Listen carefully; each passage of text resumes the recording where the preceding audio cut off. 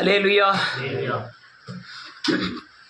பாவமன்னிப்பின் ஜெபம். இது இந்த சங்கீதம் பூராமே ஜெபங்கள் தான், ஜெப பாட்டு. இந்த ஜெப பாட்டை எப்படி படிக்கிறாருன்னா, ஒரு பெரிய பாவம் செய்துட்டாரு, அதனால் இந்த தாவீது இந்த ஜெபத்தை பண்ணுறார். இது எல்லாருக்கும் தெரிஞ்சது. அதாவது நன்றியோடு கூட துதிக்கிறேன் இயேசுவின் நாமத்தினாலே. நீங்கள் என்ன பாவம் செய்கிறீர்களோ அந்த பாவத்தின் நிமித்தம் நீங்கள் தண்டிக்கப்படுவீர்கள். நாம் 10 கட்டளைகளை வாசிக்கும் பொழுது, களவு செய்யாதிருப்பாயாக, பொய் சொல்லாதிருப்பாயாக, கொலை செய்யாதிருப்பாயாக, இது செய்யாமல் இருந்தால் என்ன ஆசீர்வாதம்?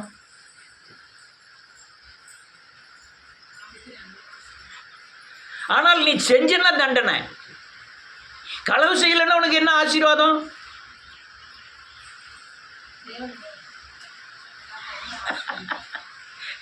ஆனால் தாயும் அவன் ஆயுசு நாட்கள் பெருகும்படியாய் தாயும் தகப்பனையும் என்ன செய்வாயாக? கனம் பண்ணுவாயாக. அவன் தாயும் தகப்பனை, அதில் ஆசீர்வாதம் இருக்கிறது. ஆமேன். ஆனால் இப்போ இவன் பத்சேபால கட்டிட்டார். 2வது அபிகாயில் யாரு? அவன் இன்னொரு நாபாலுடைய மனைவி. ஆனால் இவன் மேலே தவறு இல்லை, அவள் அபிகாயில் மேலே தவறு. அவள் நாபாலை கொண்டுட்டு தாவீதை வந்து கட்டிக்கிட்டான். அல்லேலூயா. அது தவறாய் காணப்படலை. 8 மனைவிகள் தாவீதுக்கு. அடுத்தவன் மனைவியெல்லாம் கெட்டதான் செஞ்சான். ஆனால் பத்சேபால் என்பவள் வந்து அவங்க வேதம் சொல்லுகிறது, ஒரு குடியானவன் ஒரு ஆட்டுக்குட்டியை மேய்க்கிறான், அது மடியில் பட்டு, அது அன்பை குறிக்கி. கணவன் மனைவி அன்பாக இருக்கிறாங்க 2 பேரும், அதை பிரிக்கிறான். அந்த கதை எதுக்கு எழுதப்படுதுன்னா, ஒருத்தருக்கு ஒருத்தர் அதிகமாக நேசிக்கிறாங்க, ஒருத்தருக்கு ஒருத்தர் அன்பாக இருக்கிறாங்க. அந்த அன்பில் உள்ள மனைவியை போய் இவன் அபகரிக்கிறான். மட்டுமல்ல, கொலை வேற செஞ்சிருந்தான். அல்லேலூயா. இவன் செஞ்ச அடுத்த மனைவியை நான் விடிய காலம் கூட ஒரு காரியம் சொன்னேன்னு நினைக்கிறேன். யாருனாலும் சரி, வேசித்தனத்தில் விக்கிரகார அம்பிட்டு இருந்தீங்களா பயங்கரமாக பாதிக்கப்படுவீர்கள். உங்கள் பாலிவ வயசுலையோ அல்லது உங்கள் தாயோ உங்கள் முன்னோர்களோ விபச்சாரங்களில் வேசித்தன அந்த நிறைய கொலைகள்லாம் நம்ம அம்பிட்டுக்க மாட்டோம். அதே மாதிரி விக்கிரகாராதனையில் இருந்திருக்குமே தவிர கடக்க பண்ணுதல், அந்த குழந்தைகளை பலியிடுதல், அந்த அளவுக்கு மேன்மையான நம்ம விக்கிரகாராதனால செஞ்சுருக்க மாட்டோம். ஆனால் வேசித்தனம் சர்வசாதாரணமாயிட்டு. இப்போ 5 வயசு பிள்ளை கூட பயங்கரமான வேசித்தனத்தில் அலையுது. 5 வயசு பிள்ளைகள் காம இச்சையோடு பார்க்கு. 5 வயசு பிள்ளை. ஆனால் அன்னைக்கு காலையில் சொன்னேன்னு நினைக்கிறேன், எத்தனை பேர் கேட்டீங்கன்னு தெரில. இது அப்படியே உங்களை வந்து பயங்கரமாக பாதிக்கும். இதிலிருந்து நீங்கள் மனம் திரும்பி, நீங்கள் சரியானபடி மனம் திரும்பி வரலன்னா, வேதத்தின் அடிப்படையில் தண்டனை என்னன்னா கட்டில் கடையாக்குவேன். யார்? எசபேலின் ஆவி எங்கே வரையும் வருது தெரியுமா? அதில் வெளிப்படுத்தின விசேஷம் வரையும் வருது. ஆண்டவர் தெளிவாக சொல்லாரு, நீ மனம் திரும்பாத பட்சத்தில் உன்னை கட்டில் கடையாக்குவேன் அப்படின்னு தெளிவாகவே அவரே வாயினால சொன்ன ஒரு வார்த்தை. அல்லேலூயா.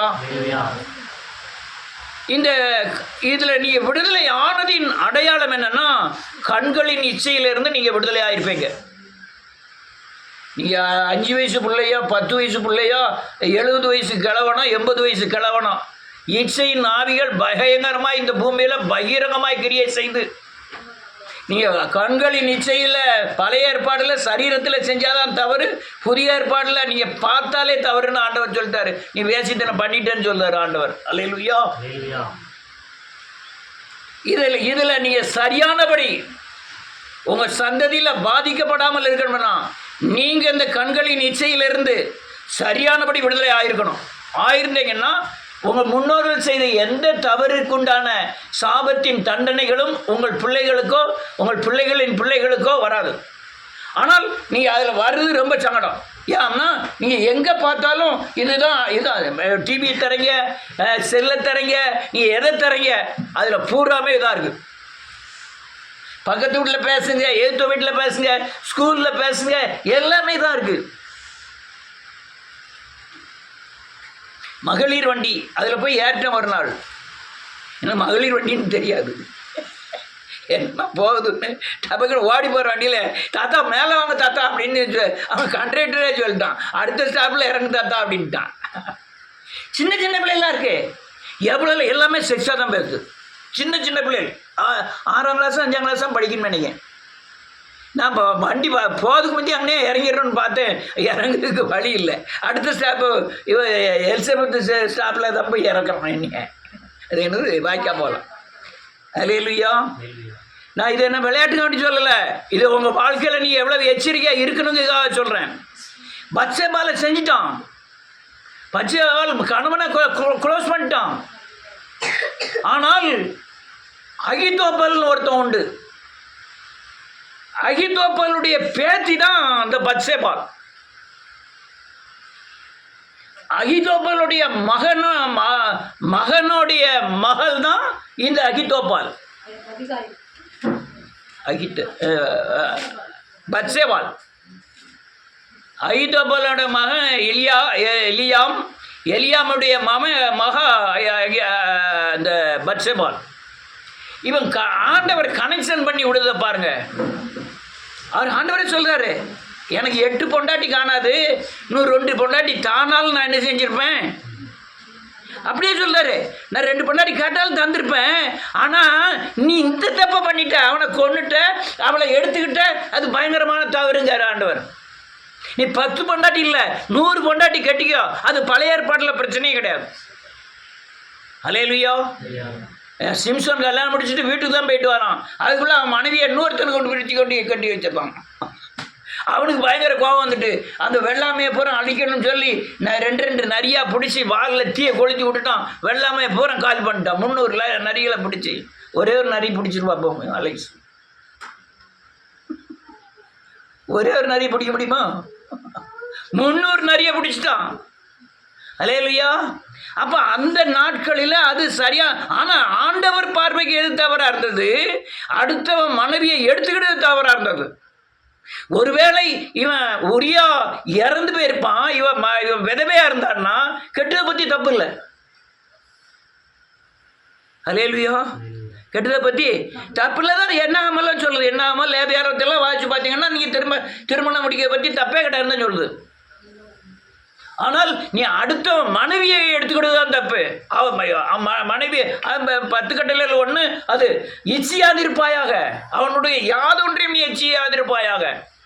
இவ்வளோ பெரிய கொடுமையான வேலைகளை பண்ணிட்டான். இவன் தலையிலே விடிஞ்சிட்டு எப்படி விடிஞ்சிட்டுனா அகிதோப்பல் கவனிச்சுக்கிட்டே இருந்தான். என் பேத்தி எப்படி பண்ணிட்டல, நான் உன்னைய பாரு, அதுக்கு அது எடுக்கிறதுலாம் நேரம் இல்லை, அதெல்லாம் வசனம் இருக்குது. அகிதோப்பலுடைய பேத்தி தான் பத்சேபால்ங்கிறதுக்கு உண்டான வசனங்கள் இருக்கிறது. வரட்டுன்னு பார்த்தான், அப்சலோம் எழுப்பிட்டான். அப்சலோம் எழுப்பினா அப்சலோம் இதை கூப்பிட்டு சொல்லலாம், உங்கள் அப்பாவுக்கு 7-8 பொண்டாட்டி இருக்கு, 2 பொண்டாட்டியை கொண்டு போய் நீ குடும்பம் நடத்து அப்படின்ட்டான். எல்லா ஊருக்கு மத்தியில் குடும்பம் நடத்துட்டான். நீ நாரி போவான், உன் முன்னால் இந்த தேசத்தில் உங்கள் அப்பா நாரி போவான், அதனால் அதை செஞ்சிரு அப்படின்ட்டான். இது யார் செஞ்ச தவறு?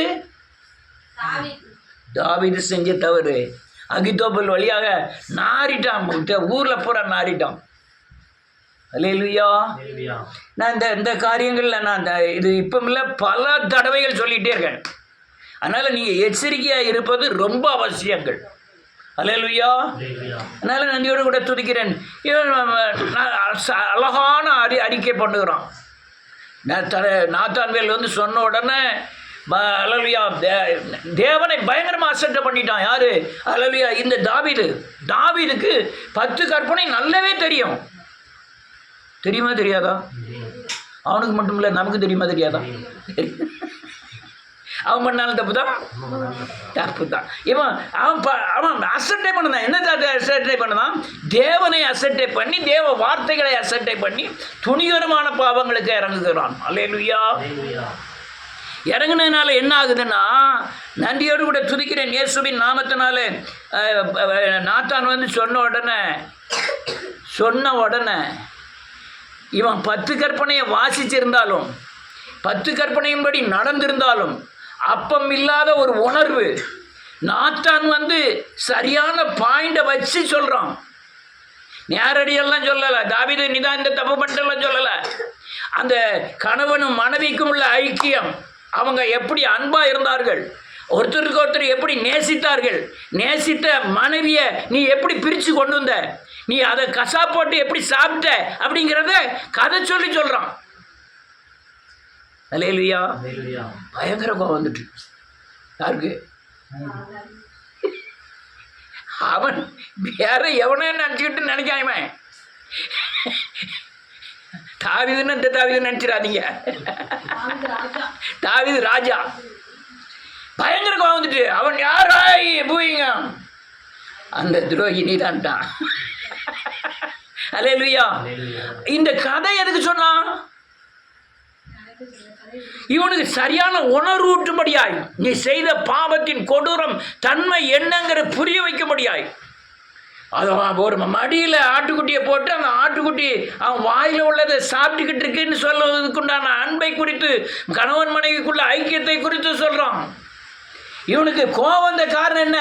நல்லா புரிஞ்சுக்கிட்டான். இந்த ஆட்டுக்குட்டியும் அந்த எஜமானையும் நல்லா புரிஞ்சுக்கிட்டான். அதனால தான் இவனுக்கு என்ன வருது?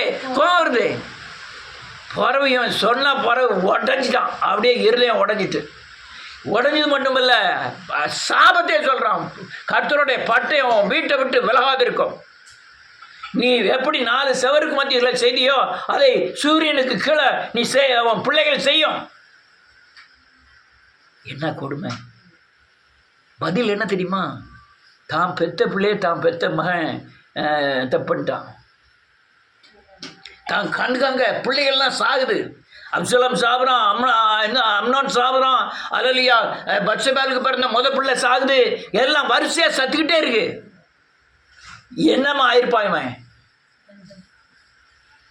என்ன அவன் கண்காங்க இவன் செய்கிறது தப்புங்கிறது மன்னிப்பு கேட்டால் மட்டுமல்ல, அந்த மன்னிப்பு கேட்க கொண்டு முந்தி உண்ட நடந்த காரியங்கள் போகிறோம். 12வது அதிகாரத்தில் சொல்லியிருக்கார். 2 சாமுவேல் 12வது அதிகாரத்தில், 13வது அதிகாரத்தில் நடக்கு, 14வது அதிகாரத்தில் அம்னான் சாவுதான், 14வது 15வது அதிகாரத்தில் அப்சலோம் சாவுதான். எப்படி இருக்கும்? உடனே தான் கர்த்தரை நோக்கி கதற ஆரம்பிச்சிட்டான். ஆண்டவரே, தேவரீர் உமக்கு விரோதமாகவே நான் என்ன செஞ்சிட்டேன்? பாவம் செய்தேன். என் தாய் பாவத்தில் என்னை அப்புறம் தான் பூரா கதறி அழ ஆரம்பிச்சிட்டான். திரும்பவும் சொல்கிறேன், இந்த நிலை நமக்கு வரதுக்கு முன்பே நாம் சரியான நிலைக்கு நிற்பது தான் உங்களுக்கு நல்லது. என்ன ஓயாமல் எச்சரிப்பின் செய்தியே நீ கொடுத்துக்கிட்டு இருக்கன்னு நினைக்கலாம். எப்போ பார்த்தாலும் எச்சரிப்பின் செய்தி தானா? நான் எச்சரிப்பின் செய்தியில் மட்டுமில்லை, நீங்கள் தப்பிக்கிறதுக்கு பூமியில் தப்பிக்கிறதுக்கு இது தவிர வேறு வழி இல்லை. அவன் இந்த வரிசையாக பிள்ளைகள் சாகுது. அடுத்தால 17வது அதிகாரத்துக்கு போனீங்கன்னா அவன் மனைவியை தான் மகனே வச்சுக்கிட்டு இருக்கான். அடுத்தால பண்ணி போக அவனுக்கு பயங்கர வேதனைகள் பெருகுது. போய் ஆண்டவர் சமூகத்தில் போய் விழ ஆரம்பிச்சிட்டான். அல்லேலூயா. கர்த்தருடைய கருத்தில் விழுவது எனக்கு நல்லது. அவர் கரத்திலே போய் விழுந்துட்டான். ஆண்டவரே, தேவரீர் எனக்கு உமக்கு விரோதமாக பாவம் செய்தேன் அப்படின்ட்டு என்ன அழுகாம பாருங்க. எனக்கு அதை படிக்க பயங்கரமாக இருக்கும். இந்த சங்கீதம், திரும்பவும் சொல்கிறேன், என்னை அநேக பாவத்திலிருந்து மீட்டெடுத்தது. இந்த சங்கீதம் என்னை அநேக பாவத்திலிருந்து மீட்டெடுத்து இயேசுவை போல மாற்றுவதற்கு, பாவ மன்னிப்பின் நிச்சயத்தை பெறுவதற்கு, பரிசுத்தாவின் ஆளுகையை பெறுவதற்கு இந்த 51வது சங்கீதம் என்ன மட்டுமல்ல, கிறிஸ்தவர்களில் அநேகரை மீட்டெடுத்த சங்கீதம் இந்த 51வது சங்கீதம். என்ன எழுதியிருக்கான் பாருங்க. 2வது வசனம், என் அக்கிரமம் நீங்க என்னை முற்றிலும் கழுவி என் பாவமறை என்னை சுத்திகரியும். என் மீறுதல்களை நான் அறிந்திருக்கிறேன். என் பாவம் எப்பொழுதும் எனக்கு முன்பாக. நாத்தான் சொல்லுக்கு முன்னாடி நிக்கல. அவனுக்கு தெரியல. ஏன் தெரியல? பண கொழுப்பு தெரியல. ஏன் தெரியல? அதிகார மையம் அவன்கிட்ட இருக்கு. ராஜா அவனை போய் நீ தான் செஞ்சேன்னு நாத்தான் சொல்லிட்டான். வேற யாரும் போய் அவன்கிட்ட போயெல்லாம் என்ன செய்ய முடியாது, சொல்ல முடியாது. அவன் ராஜா. ஹல்லேலூயா. நான் தீர்க்கதரிசி சொல்லிட்டான். தீர்க்கதரிசியுமே எத்தனையோ தீர்க்கதரிசியை சவுல் கொண்டான். ஆனால் தாவீது கொன்றுவான்னு பயப்படலை. அநேக தீர்க்கதரிசிகளை கொண்டது சவுல். ஹல்லேலூயா. ஆனால் நாத்தான்வேல் இதுக்கு முந்தின ராஜா தானே சவுல். அவன் இத்தனை பேர் கொண்டானே, ஆசாரியனெல்லாம் கொண்டானே, நம்மளை கொன்றுவான்னு நாத்தான் என்ன செய்யலை, பயப்படல. தேவன் என்ன சொன்னாரோ டேரக்டாக போய் ராஜாட்ட போய் சொல்லிட்டான். அதுக்கப்புறம் பாருங்க, தேவரீர் ஒருவருக்கே விரோதமாக நான் பாவம் செய்து உமது கண்களுக்கு முன்பாக பொல்லாங்கானதை நடப்பித்தேன். நீர் பேசும்போது உம்முடைய நீதி விளங்கவும், நீர் நியாயம் தீர்க்கும்போது உம்முடைய பரிசுத்தம் விளங்கவும் இதை நான் என்ன செய்தேன், அறிக்கை பண்ணுகிறேன். நான் துர்க்குணத்திலே உருவானேன். என் தாய் என்னை பாவத்திலே கற்பந்தரித்தால் அழுது மனம் திரும்புதான். ஹல்லேலூயா. நீ எத்தனை பேர் மனம் திரும்பியிருக்கேன்னு எனக்கு தெரியல. தனியாக போய் கதவை அடைச்சிக்கிட்டு, அல்லது அவங்க ஆவி ஆத்மா சரீரம் செஞ்ச அநேக அவங்க அப்பன் தாத்தன் அவனெல்லாம் துரத்தலுங்க. நீங்கள் செஞ்சதை அறிக்கை செஞ்சுருக்கீங்களா? உங்கள் பிள்ளைகள் பாதிக்கப்படாமல் இருக்கும். உங்கள் பிள்ளைகள் பாதிக்கப்படாமல் இருக்கும். அல்லையா, பிள்ளைகளுக்கு இரத்தத்தின் பாதுகாப்பு இருக்கும். இரத்தம்னா என்ன? பலி. அந்த பலியின் பாதுகாப்பு, அவர் தண்டனை அனுபவித்ததின் இரத்தத்தின் பாதுகாப்பு உங்கள் பிள்ளைகள் மேலே அப்படியே இருக்கும். எத்தனை பேர் மனம் திரும்பி இருக்கீங்கன்னு தெரியல. மனம் திரும்பணும், மனம் திரும்பி இருக்கணும். ஹல்லேலூயா. மனம் திரும்பின உடனே அதுக்கப்புறம் சொல்லுறதுதான் முக்கியம். ரொம்ப கர்த்தருடைய ஆசீர்வாதம் வருது. இப்போ யாராவது வாசிக்கலாம், 9 வாசிக்கலாம்.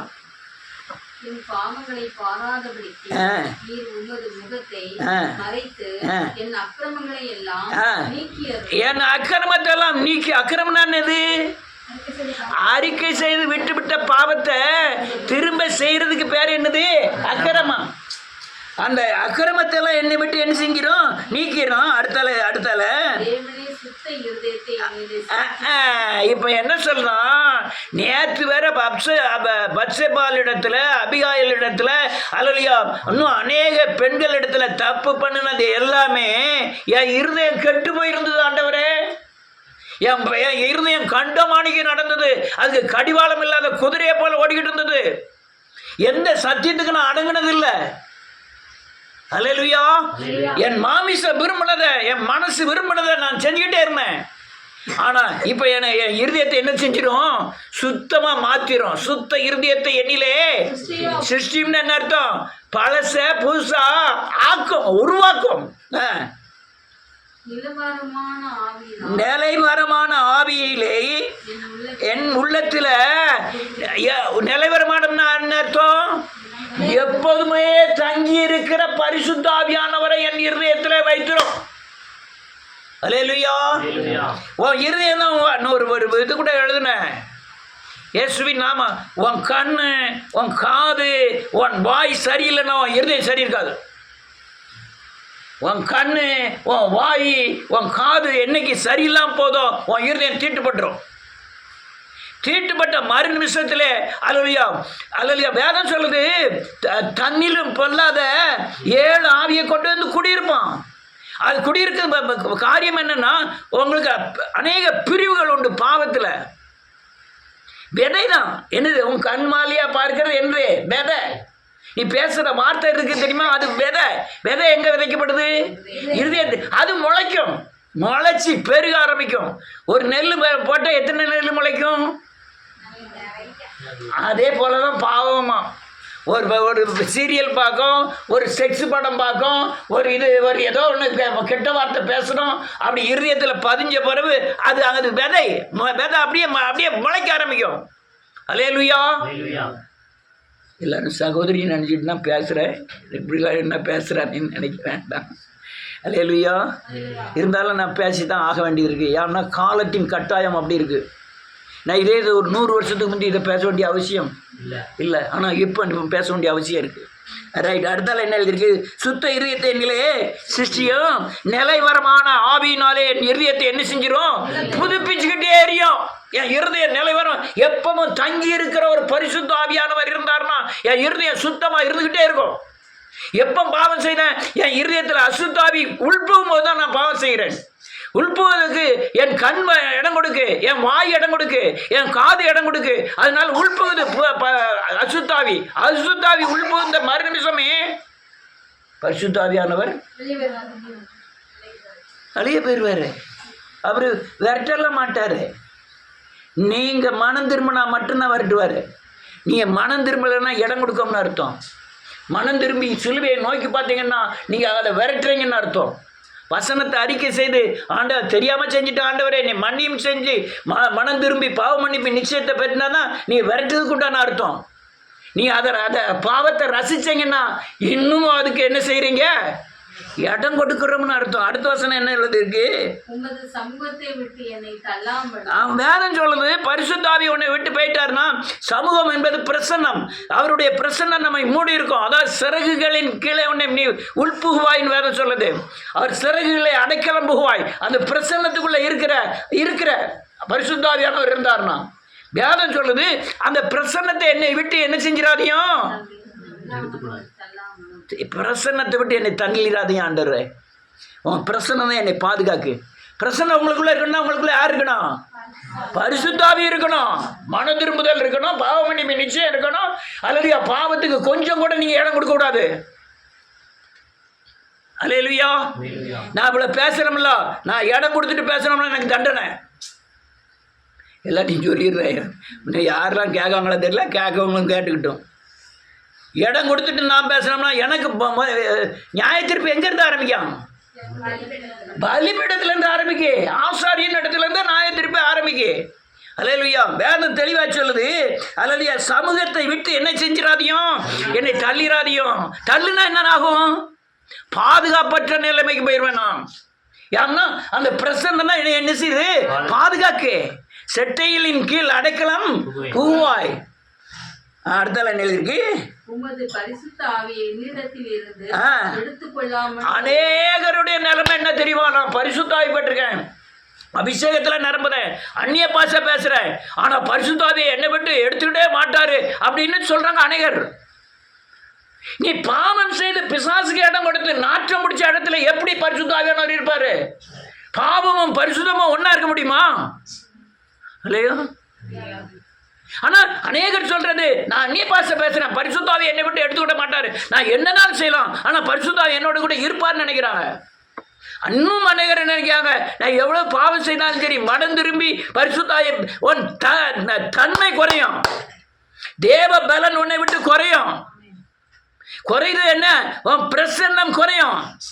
எந்த நேரத்திலே நீ கண்ணில மாட்டிக்கிடுவ. நீ மனம் திரும்பி பாவம் செய்து மனம் திரும்பி இருந்தா எந்த கண்ணிலையும் போய் மாட்டிக்கிடுவேன். ஆனால் நீ மனம் திரும்பி பாவ மன்னிப்பு நிச்சயத்தை பெற்று மனம் திரும்பி இன்னும் பரிசுத்தமாகி இன்னும் மகிமை பெற்று இன்னும் அல்லேலூயா தேவ சாயலை பெற்றிருந்தன்னா பிசாசுக்கு உங்களுக்கு இடம் இல்லை. அநேகருடைய திமிரான பேச்சுகள் என்ன தெரியுமா? நான் எவ்வளவு பாவம் செஞ்சாலும் சரி மனம் திரும்பி நான் திரும்ப பரிசுத்த ஆவியை பெற்றுக்கிடுவேன்னு நினைக்கிறது தான், சொல்றது தான், போதிக்கிறாங்க. அதெல்லாம் அல்லேலூயா சரியான பாயிண்ட் கிடையாது. அப்படியெல்லாம் அந்த அட்ஜஸ்ட்மெண்ட்டு அல்லேலூயா அந்த முகதாட்சியம் அதெல்லாம் பார்க்கிறவரல்ல தேவன். முகதாட்சியமோ மேலே பாவம் செஞ்சால் இறக்கம் வைக்கிறதோ அதெல்லாம் கிடையாது. மனம் திரும்பினா இறக்கம். ஆனால் எப்பவுமே மனம் திரும்பிட்டு இருந்தேன்னா அதெல்லாம் தவறு. பாவத்தை விட்டு விடுகிறவனே மறைக்கிறவன்.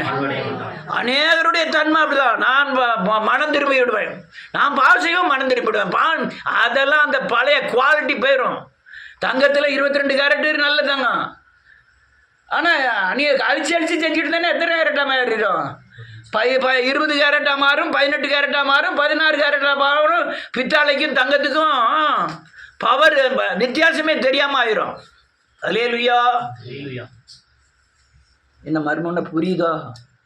சொல்லுது புரியுதா? அடுத்தால என்ன இருக்கு?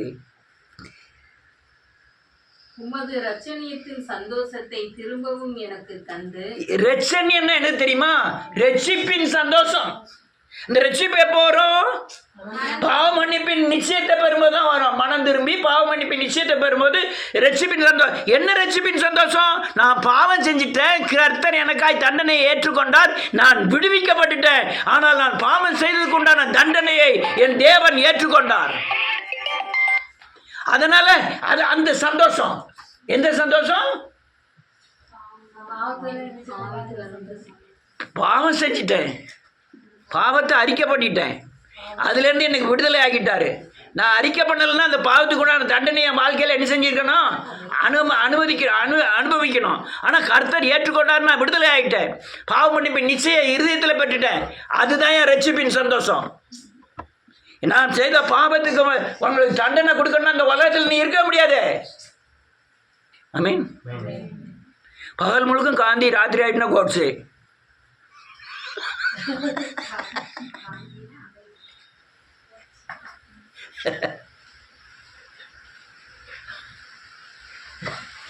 அநேகருக்கு ராத்திரி ஆகிட்டா கோட்ஸே தான். கோட்ஸே என்ன அதுதான் காந்தியை கொண்டு வர கோட்ஸே. பகல் முழுக்கும் காந்தியான சத்தியம், சத்தியாகிரகம், உண்மை அப்படி பேசிட்டு அலைவாங்க. நைட்டு 6 மணி ஆயிட்டா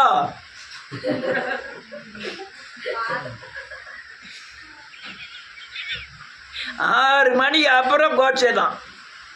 அல்லேலூயா. வேதம் சொல்ற அந்த ரட்சிப்பின் சந்தோஷம் இருக்குல்ல, இந்த உலகத்தில் எதை கொடுத்தாலும் வாங்க முடியாது. பணத்தை விட, உலகத்தின் புகழை விட, உன்னுடைய செல்வத்தை விட, உன் ஆள் பலத்தை விட எந்த சந்தோஷம் மேன்மையானது தெரியுமா? நான் பாவத்திலிருந்து விடுதலையாகி தேவன் ஆத்மாவில் தர்ற ரட்சிப்பின் சந்தோஷம், அது மேன்மையானது. அல்லேலூயா. அநேகர் பணம் விடுவிக்க நினைக்க, விடுவிக்காதே. நான் பணத்தை நம்புறதில்லை, பணத்தை நான் சார்ந்து இருக்கிறதும் இல்லை, எனக்கு அதாட்டி பணம் வேண்டான்னு சொல்றதும் இல்லை. உலகத்தில் சில தேவைகளுக்கு பணம் தேவை. அல்லேலூயா. வேதம் சொல்லுது, ரட்சிப்பின் சந்தோஷம் எனக்கு திரும்ப தந்து. ஆமீன், ஆமீன். ரட்சிப்பு வந்தாலும் என்ன வரும்? உற்சாகம் வரும். ஏன் உற்சாகம் வருது? எனக்கு பயம் இல்லை. மடியில் கணந்தா தான் என்ன உண்டு? பயம் உண்டு. பாவம் செஞ்சோம்னா பிசாசு என்னை தாக்குங்கிற பயம் இருக்கும். எனக்கு பாவம் செய்யறதுக்கு உண்டான வாய்ப்பை நான் கொடுக்கறது இல்லை. பாவம் செஞ்சு எனக்கு காயப்படுவேன்னு எனக்கு தெரியும், ஆனால் சந்தோஷம் என்னை ஆளுகை செய்யும். அல்லேலூயா. அந்த ரட்சிப்பின் சந்தோஷம் என்னை ஆளுகை செய்யும். உற்சாகமான ஆவி எனக்கு சந்தோஷத்தில் நடத்தும். உற்சாகமாய் எதை செஞ்சாலும் உற்சாகமாய் செஞ்சுட்டு இருப்பேன். அல்லேலூயா. அண்ணன் அதை சொன்ன மாதிரி தான் திரும்ப சொல்கிறேன். பணத்தை சார்ந்தோ, அண்ணனை சார்ந்தோ, தம்பியை சார்ந்தோ, அல்லது சொந்த பந்தங்களை சார்ந்தோ எனக்கு இன்னொரு ஒரு தனியாக ஒரு மனுஷனோ எதுவுமே கிடையாது. ஆண்டவரை தவிர எதுவுமே கிடையாது. அல்லேலூயா. ஜாதியின் சாயல். என்னையை பற்றி இவங்க எத்தனை பேருக்கு என்னாருன்னு எனக்கு, என்னையை பற்றி எல்லாரும் தெரியும், அவன் யாருன்னு எனக்கு தெரியாது. எத்தனை பேர் மாப்பிள்ளாம்பாங்க, என்ன அண்ணங்காம்பாங்க, மாமாம்பாங்க. அவன் வேதக்காரனாக இருந்தால் மட்டும்தான் தெரியுமே தவிர மற்ற யாருமே அவன் என்ன ஜாதின்னு எனக்கு தெரியாது. அல்லேலூயா. உண்மையை சொல்கிறேன். அல்லேலூயா. வேதம் சொல்லுது. அடுத்தால என்ன எழுதியிருக்கேன், ரொம்ப வாசிக்கலாம், நேரம் இல்லை. இதெல்லாம் நீர் வந்துட்டுனா நான் என்ன செய்வேன்னா, பாதகருக்கு வழிகள் எல்லாம் என்ன செய்வேன், உபதேசிப்பேன். பாவிகள் உம்மிடத்தில் மனம் திரும்புவார்கள். நானே பாவியாக இருக்கும்போது எப்படி மனம் திரும்புவார்கள்? ஆனால் நான் பாவ மன்னிப்பு நிச்சயத்தை பெற்று, பரிசுத்தாவியை பெற்று, அல்லேலூயா, தேவ ரட்சணிய சந்தோஷத்தை பெற்று இருந்தோம்னா, நான் பாவிட்ட போய் சொன்னோம்னா அவன் மனம் திரும்புவான். அல்லேலூயா. பாதகர்னா யாரு? பாதகமான காரியங்களை செய்கிறவன் பாதகன், அவன் துரோகி. அவன்கிட்ட போய் இயேசுவை சொன்னோம்னா அவன் ஏற்றுக்கொள்ளுவான். அல்லேலூயா. நீங்கள் இதுக்கு முன்னால் உள்ளதான் வாசிங்க, பின்னால் உள்ளது ஒன்று வாசி பார்த்தீங்கன்னா நீங்கள் மனம் திரும்பினா இவ்வளோ ஆசீர்வாதம் இருக்குது. எந்த 11வது வசனத்துக்கு மேலே கீழே எழுதியிருக்கிறது பூராமே இது 10 வசனத்துக்கு கீழே எழுதியிருக்க போகிறமே ஆசீர்வாதம் தான். சரியானபடி மனம் திரும்பினீங்கன்னா, நான் திரும்ப சொல்கிறேன், நீங்கள் மனம் திரும்பலைன்னா அங்கெல்லாம் உட்காந்துலாம் கேட்கலாம் முடியாது. அநேகர் ஏன் சத்தியத்தை கட்டி ஏன் போகிறாங்க? மனம் திரும்புவதுக்கு விஷயம் கிடையாது. நீங்கள் மனம் திரும்பினதுனால தான் உட்காந்து கேட்க முடியுது. இல்லைன்னா நான் பேசுகிற பேச்சுக்கு யாருமே உட்கார முடியாது. ஏன் உட்கார முடியாது? அவங்களுக்குள்ள இருக்குது யாரு? பேய். என்ன சொல்லி கொடுக்குறது யாரா? இயேசுவே சொல்லி கொடுக்குறோம். பரிசுத்த ஆவிக்கும் பிசாசுக்கும் என்ன செய்யாது? பிடிக்காது. நீங்கள் மனம் திரும்பினா இன்னும் ஆசீர்வாதத்தை சொல்லி முடிக்கிறேன். நேரம் ஆயிட்டு 14வது வசனம். தேவனே என்னை ரட்சிக்கும் தேவனே, இரத்தப்பழிகளுக்கு என்னை நீங்களாக்கி விடும். அப்பொழுது என் நாவு உம்முடைய நீதியை கம்பீரமாய் பாடும். வேதனை சொல். இரத்தப்பழி என்னது? விசயராஜாவை கொண்டுட்டான். அப்போ இவனை என்ன செய்யணும்? கொல்லணும். அது இரத்தப்பலி. அது அங்கே என்ன செய்யும்? நான் தப்பு பண்ணிட்டேன் ஆண்டவரே, அந்த இரத்தப்பலியை என்னை விட்டு என்ன செஞ்சிடும்? நீக்கிவிடும். அப்போ இரத்தப்பலி கொடுமையானது. உங்களுக்கு இரத்தப்பலியை பற்றி உங்களுக்கு தெரியாது. பைபிளில் ஹல்லேலூயா, கிதியோனுக்கு 70 பையங்க, 70 பிள்ளைகள். ஒரே கல்லை வச்சு எல்லாத்தையும் கொண்டுட்டான். கூட பிறந்தவன் வந்தது, மழை பெய்யாமல் வந்தது, அவனையும் வெட்டி கொண்டு போட்டாங்க. அப்னேருடைய ஹல்லேலூயா இரத்தப்பலி அப்னேர் மேலே விடிஞ்சிடுது. யோவாப்பை கொண்டுட்டான். இரத்தப்பலி ஒருத்தர் மேலே வரும். ஒரு சின்ன பையனை கத்தியை வச்சு எங்கள் தாத்தா குத்தும்போது நான் பக்கத்தில் இருக்கேன். 8 வயசு பையனை, 8 வயசாக இருக்கும். செருப்பு வச்சு முதுகில் அடிச்சிட்டான். அந்த நேரத்தில் செருப்பு வச்சு அடித்தா ரொம்ப கேவலம். அடித்த உடனே இவர் என்ன பண்ணார்? கத்தி எப்போ இடுப்பில் இருக்கும், டக்குன்னு கத்தி எடுத்தார், வச்சு ஒரே இருக்கிட்டார் 8 வயசு பையனை. அந்த இரத்தப்பலி எங்கே போகும்? இவர் மாமன் 18 வயசு ஆகுது, குளிக்க போனால் திரும்பி வரல. எனக்கு தாய் மாமன் 18 வயசு தான், கல்யாணமே ஆகலை. சின்ன பாண்டிங்கிற பேர். அதனால தான் என் பேர் சிவசுப்பிரமணியன் வச்சாங்க. சிவசுப்பிரமணியன் என்ற சின்ன பாண்டியன். அதனால தான் என் பேர் சிவசுப்பிரமணியன் வச்சாங்க, தாய்மாமன் பேரை வைக்கணும்னு. யார் செஞ்ச இரத்த பலினாலும் தப்பாது. அது வீட்டை சுற்றி தான் வந்துக்கிட்டே இருக்கும். ஆனால் நான் மனம் திரும்பினோம்னா இரத்த பலி என்னை விட்டு என்ன செஞ்சிடும்? நீங்கிடும். ஹல்லேலூயா, நீங்கிடும். அடுத்தால என்ன எழுதிருக்கு? ஆண்டவரே, என் உதடுகளை திறந்தருளும். அப்பொழுது என் வாய் உம்முடைய புகழை அறிவிக்கும். பல்லை நீர் விரும்புகிறது இல்ல, விரும்பினால் செலுத்துவேன். பலியும் உமக்கு பிரியமானதல்ல. வேதம் சொல்லுது, ஒரு 10 கடாயை வெட்டணும்னா நான் போய் வெட்டிடுறேன், 10 ஆட்டுக்குட்டியை வெட்டணும்னாலும் வெட்டிடுறேன். ஆனால் வெட்டி என்னுடைய பாவத்தை என்ன செய்ய முடியாது? நீக்க முடியாது. எது நீக்க முடியுமா? அதுக்கு அடுத்த வருஷம் தான் சொல்லுது. என்ன நொறுங்குண்ட ஆவி? ஆமா, நான் என்ன செஞ்சிட்டேன்? பாவம் செஞ்சிட்டேன். பத்சேபால ஹல்லேலூயா, நான் ஹல்லேலூயா உரியாவை கொன்னு அவன் மனைவியை நான் எடுத்துக்கிட்டது தப்பு. அந்த நொறுங்குண்ட ஆவிகள் பாவம் செய்வதுக்கு அநேகருக்கு அந்த நொறுங்குண்ட ஆவி கிடையாது. பாவம் செஞ்சால் உடனே அந்த பாவத்தினுள்ள மனஸ்தாபம் அநேகருக்கு கிடையாது.